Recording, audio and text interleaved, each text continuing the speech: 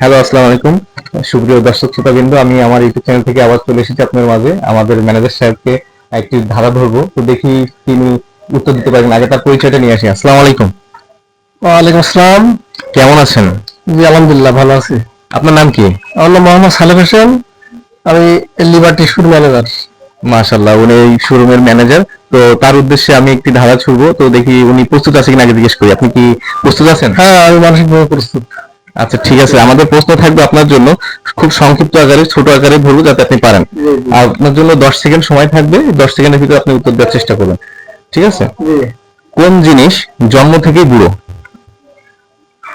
কোন জিনিস জন্ম থেকে বুড়ো? ওরে বাবা রে বাবা। হুম। 1, 2, 3, 4। কোন জিনিস জন্ম থেকেই বুড়ো? ইজিলি ভাবেন, মানে স্বাভাবিকভাবে। 5, একদম সোজা। 6, 7, 8। ট্রাই করেন। কোন জিনিস জন্ম থেকেই বুড়ো? 8, আঙুল নাকি আঙুল? 9। আপনি মানে কনফার্ম হলে আমরা উত্তরটি নেব, না হলে যদি ভুল হয় তাহলে আমরা নিতে পারবো না। আপনি মানে শিওর ভাবে বলেন কি হতে পারে। একটা বুড়ো আঙুল।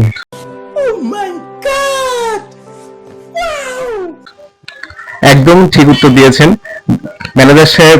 উনি জুতোর পাশাপাশি এখানে উনি প্রশ্নের উত্তর দিতে পেরেছে।